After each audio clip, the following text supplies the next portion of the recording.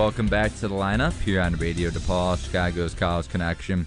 Eli Hershkovich alongside Tom Bostwick. And, of course, the March Madness music does not mean March Madness is back just yet, unfortunately. And, still too cold. Yeah, still too cold outside. Maybe once it hits the 30s in Chicago, we'll be starting to talk about March Madness hoops and diving into the bracketology and things like that. Although we could start to dive into the bracketology, but we're going to wait on that as we have our first guest on the line here, Scott Phillips of CSN, as he covers high school boys basketball there and college basketball talk on NBC Sports as he writes for them. Scott, are you with us? Guys, thanks for having me. Of course. And Scott, being a DePaul alum, I believe this is your first time on Radio DePaul. So how does it feel being on the Radio DePaul airwaves? It feels great to be back on DePaul airwaves. And, it was fun listening to Radio DePaul while I was a student and made an appearance once in there in a friend's music show. But this is my first time talking sports, so happy to be here. All right, terrific. And sorry about making the mistake of you not being on Radio DePaul, but it's a good time to have you on talking some college basketball now that you're in the field. Let's dive into college basketball, as you wrote an article this week talking about Oklahoma State, as you titled it, Number 19, Oklahoma State needs to move the ball to break its slump, there, as, again, talking about Marcus Morris, as Oklahoma State has faced a slump since they lost Michael Cobbins, again, losing their last 4 out of 5 ball games in the Big 12. So where can Marcus Morris and company begin to improve sooner than later, as they face Texas Tech here coming up, but then they face Texas and a couple other ranked teams here in the Big 12?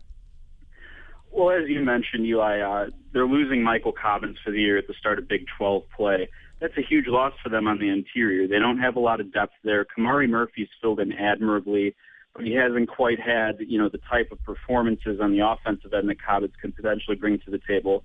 And so what you're seeing a lot of Marcus Smart, a lot of Markel Brown, a lot of LeBron Nash going one-on-one.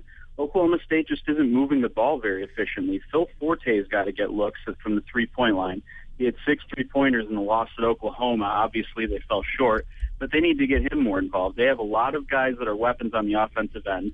They lost Cobbins. They lost Stevie Clark, who was dismissed from the team, but they still have multiple McDonald's All-Americans on the floor. They still have Markel Brown, who's a very talented and experienced senior who can really fill it up from the perimeter.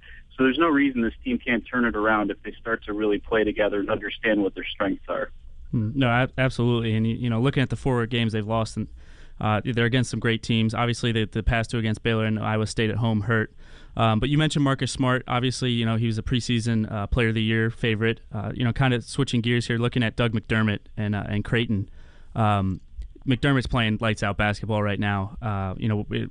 He plays DePaul tomorrow night, and I'm sure he's just going to probably take it to us for 30 points or more. But who would you say would be the better team in the Big East right now, Villanova or Creighton?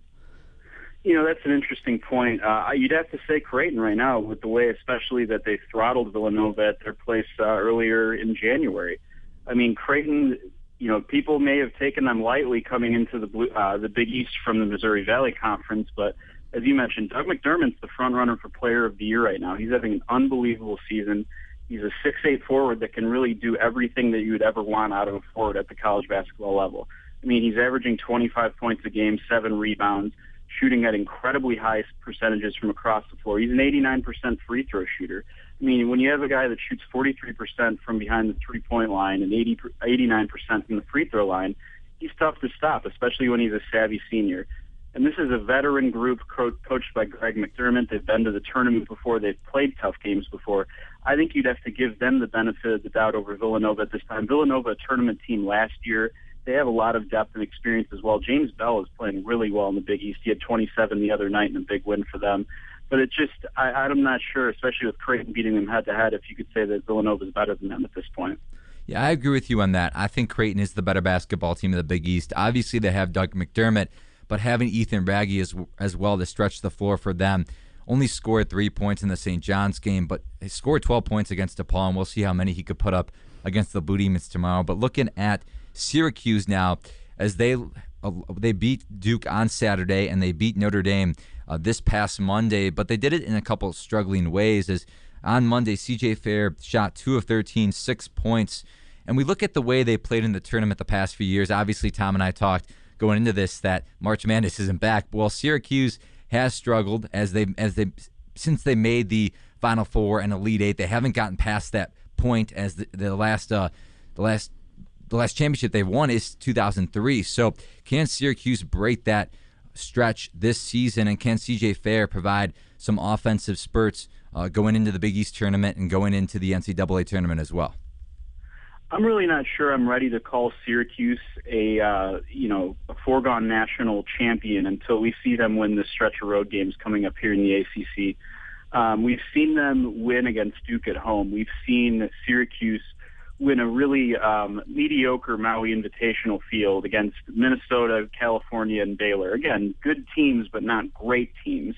They haven't really played a lot of tough games on the road yet, especially in the ACC. They've only played at Miami, Boston College, Virginia Tech, and Wake Forest. I mean, they haven't been tested on the road. Obviously, a neutral site in the NCAA tournament isn't quite as hostile as the road, but you have to have different environments to get prepared in, to get focused in, to learn how to shoot in. And that's what I want to see out of this Syracuse team, especially with the way that their offense can get stagnant at times. They really defend. They're long, they're athletic. The 2-3 zone that Jim Boeheim is always throwing out there is difficult for some teams to crack. And Syracuse wants you to hit early threes against them. Villanova got a little bit lulled into a trap once they hit a couple early threes. And, with the exception of Duke hanging 89 on them in an overtime game, their defense has been very, very good the entire season. So I think you absolutely have to put them in the title contention, picture, but I don't necessarily believe that they're the champion quite yet. I agree with you. Watching that Notre Dame game over the weekend, that's a Notre Dame team that's really struggled without Jerry Grant, and they were able to hang tough in sort of the ugly sort of defensive struggle game that you mentioned. Syracuse likes to play with that 2-3 zone and stuff. But looking at another national, seems like a perennial national title contender. Michigan State, they seemed like they were rolling along, and Tom Izzo had another Final Four team ready to go. They hit a little bit of a bump in the road here. Obviously, with the close loss to Michigan, the narrow win over Iowa, and then the disappointing loss against a struggling Georgetown team. Do you chalk those struggles up to the loss of Adrian Payne and Dawson, or is it something more with this Michigan State team? As you mentioned, I think you have to chalk it a little bit up to injury. Obviously, this is a really rugged and deep Big Ten. We're seeing interesting, stories like Northwestern, obviously, winning 3 straight road games and going to 4-4 after kind of struggling in the non-conference portion of play. But Michigan State's a really good team. They're the best team, I believe, in the country when they're healthy. You've seen, them in the Champions Classic against teams like Kentucky and go on the road at Texas and just make some pretty good teams look bad. And as you mentioned, I think once Adrian Payne starts to get a little healthier with his foot, once Brandon Dawson gets back in the rotation, I think they're going to be a really, really dangerous team come March. Tom Izzo knows what he's doing in the NCAA tournament. He's gotten plenty of guys to the Final Four before. And if anything, this gives Michigan State's bench a little bit more confidence with some guys coming in and playing big minutes during Big Ten play and having some good performances. So, I think Gary Harris is still the best 2-guard in the country. Keith Epling's made a major step in his senior season here. They're really playing good ball. I think Denzel Valentine's underrated as well. I think this is a really good team, and I think that they're the favorites as long as they're healthy come March. You talk about a balanced team and a team that's playing well as well, and we seemingly always talk about the Kansas Jayhawks every week. Looking at, obviously, they lost to Texas, a tough loss there, but they bounced back. They bounced back with a big win at Baylor. Looking at Jabari Parker, as he's played very well these past couple of games, but they're also a very balanced basketball team as well, obviously having Joel Embiid, a potential number 1 pick there. So do you believe Kansas could be a national championship contender there, as they haven't made the national championship ever since they lost to Kentucky just a few years ago? I think, as you mentioned, Kansas is right there in the title picture as well. They have the potential top 2 picks in the draft with Joel Embiid, who I believe is number 1 at this point because of his freakish athleticism and upside at 6'11".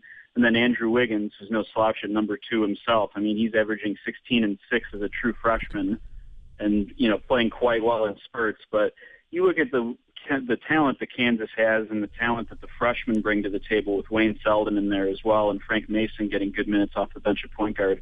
And those guys are really coming together. I think that their big question, though, is not how the freshmen play, because other guys will step in and out. Perry Ellis is a very good player as a sophomore. They have other guys like Nadir Tharp, but they need Nadir Tharp and Frank Mason to give them consistently good minutes at the point guard position. A lot of these other elite-level teams have consistent senior point guards. Tharp has played pretty well this season. His percentages are great. He's shooting 46% from the three-point line, 50% from the field. but he's got to get Embiid the ball. He's got to make sure that he's putting his shooters in position to make plays.